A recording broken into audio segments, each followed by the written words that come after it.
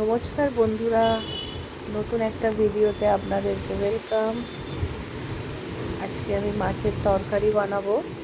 তো মাছটাকে আমি নুন হলুদ দিয়ে ভালো করে মাখিয়ে রেখেছি, তেল গরমও করে নিয়েছি।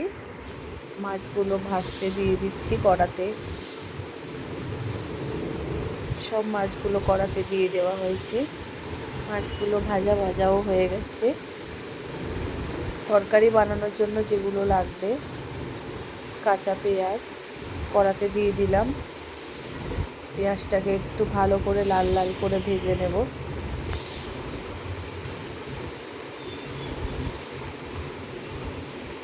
তারপরে এখানে কটা আলু কেটে রেখেছি লম্বা লম্বা করে, সেই আলুগুলো তুলে দেব।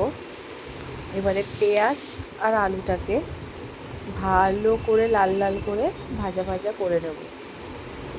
একটু লাল লাল হয়ে গেলে তারপরে আমরা এটার মধ্যে টমেটো কুচি অ্যাড করব।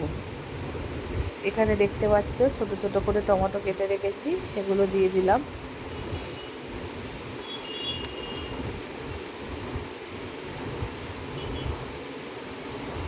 টমেটো কুচিটা দিয়ে নাড়িয়ে নিয়ে এখানে আদা রসুনের পেস্ট আমাদের বেশি করে করা থাকে ফ্রিজে, সেটা বার করে রেখেছি ফ্রিজ থেকে, সেটাও পরিমাপ মতো দিয়ে দিচ্ছি।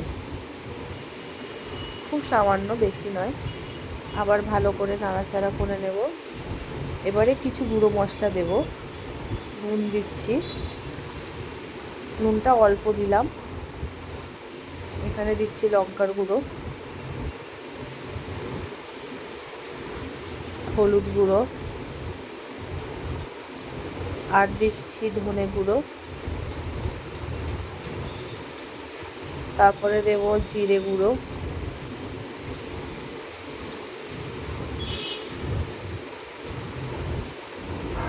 এবারে অল্প অল্প করে জল দিয়ে মশলাটাকে ভালো করে কষবো, যাতে আদা রসুনের যে কাঁচা গন্ধটা আছে সেটা যেন চলে যায়।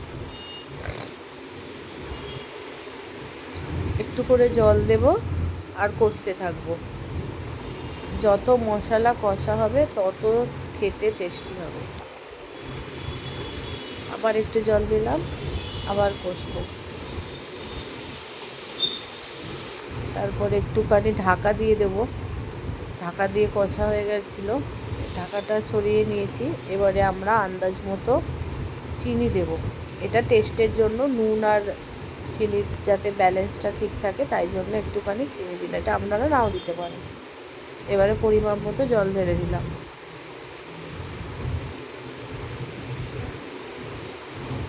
এবারে আলুগুলো সিদ্ধ করার জন্য একটা ঢাকা দিয়ে ঢেকে দেব।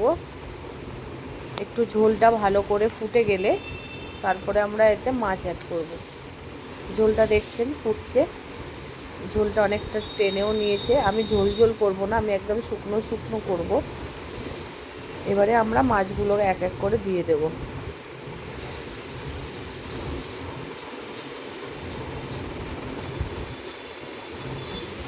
সব মাছগুলো আমরা দিয়ে দিয়েছি। এবারে একটু নাড়িয়ে চাড়িয়ে নেব যাতে মাছের মধ্যে ঝোলটা টেনে নেয়।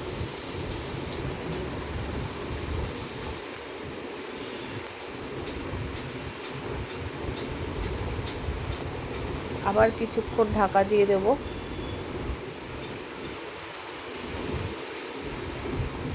আমাদের মাছের তরকারি রেডি। কেমন লাগলো জানাবে। Thank you.